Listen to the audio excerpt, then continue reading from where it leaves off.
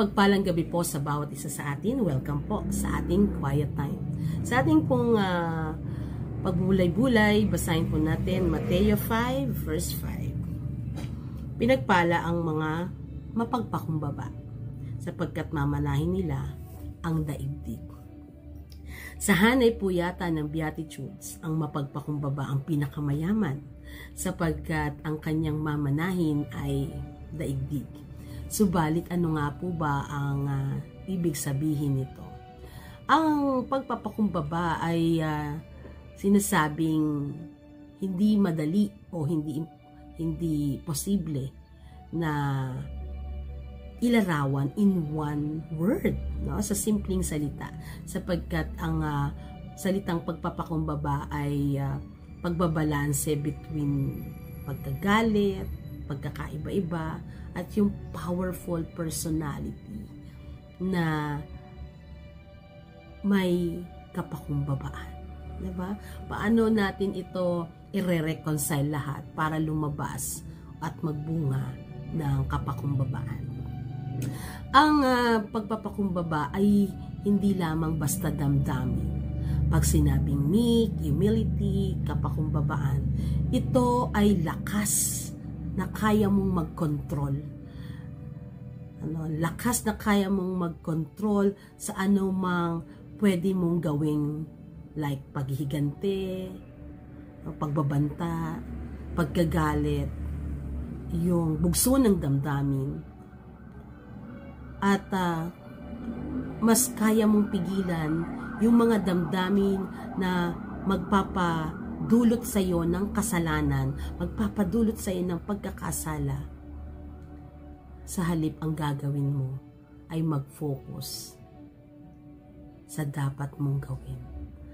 Humility is the strength to control your personal, no? Yung inner na damdamin na magdudulot ng pagkakasala, na kung saan higit mo pipiliin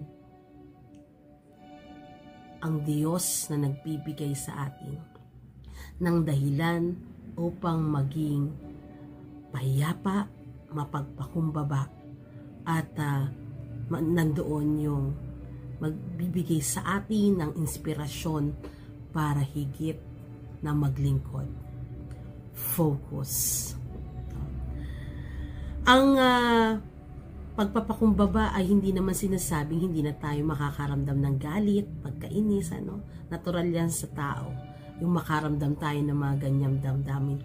But the difference is, meron tayong kakayahan na pigilan ito, at meron tayong kakayahan na ma-manage ito, at tayo ay sumunod sa kalooban ng ating Panginoon, na instead na tayo dahil sa galit ay maghigante, dahil sa galit ay gagawa ng bagay, mag-iisip ng masama sa ating kapwa, ay pinipili natin na gawin ang pinakamabuti. Instead na tayo ay makapag-commit ng kasalanan, we choose to follow or to obey the will of the Lord. So, talagang tinatrabaho, no? Talagang pinagsisikapan itong pagpapakumbaba.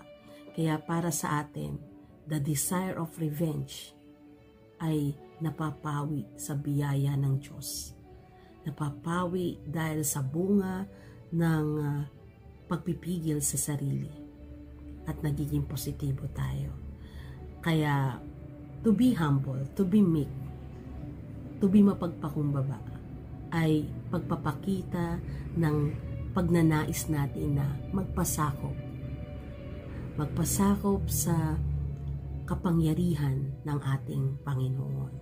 At ito ay pagnanais na i-disregard kung ano man yung bagay na magpapadulot sa atin ng pagkakasala, at ang nanaisin natin ay yung privilege from the Lord.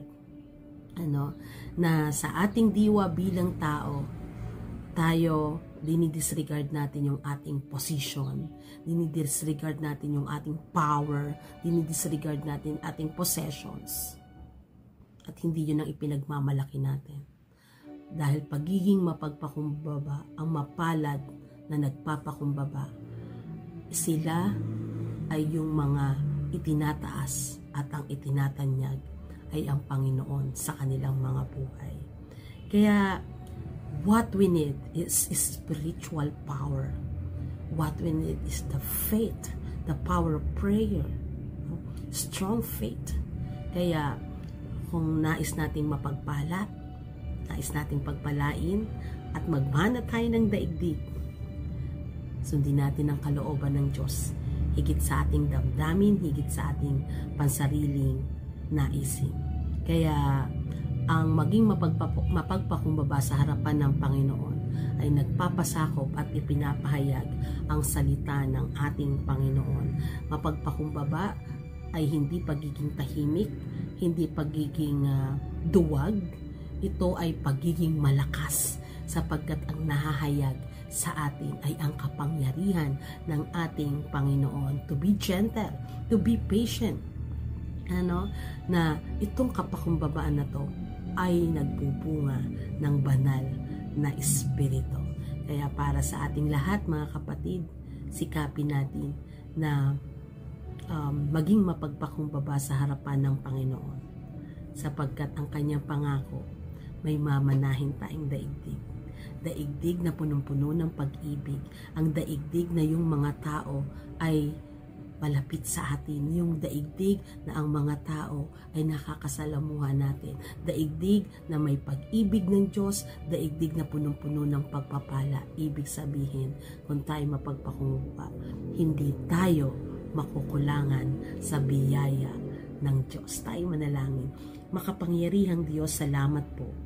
Alam po namin sa aming mga sarili, hindi madali ang mapagpakumbaba, lalo na kung may pagkakataong nararamdaman namin na kami ay masyado nang nasasaktan.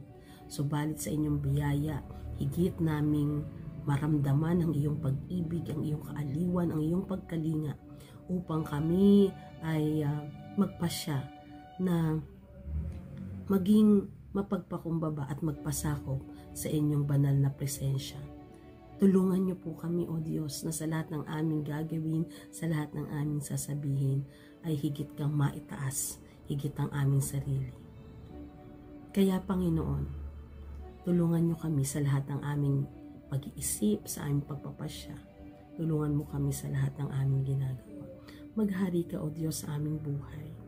Patawarin mo kami sa panahon na nakakaganti kami. Patawarin mo kami kung minsan nagagamit namin ng social media na nakakasakit sa aming kapwa. Patawarin mo kami, O Diyos, sa mga panahon na nakakagawa kami ng mali sa aming kapwa na hindi nagiging kalooban mo, na hindi nakakasunod sa kalooban mo. Kaya't sa oras na ito, O Diyos, tanggapin mo ang aming pagsusumamo, tanggapin mo ang aming panalangin na nais namin ay magpasakop sa inyo. Inaangkin po namin ang iyong kapangyarihan, ang iyong panguna, ang iyong pag-ibig at patuloy na pagpapala sa aming mga puso. Ito po ang aming panalangin sa tanging pangalan lamang ni Jesus. Amen and amen. Mga kapatid,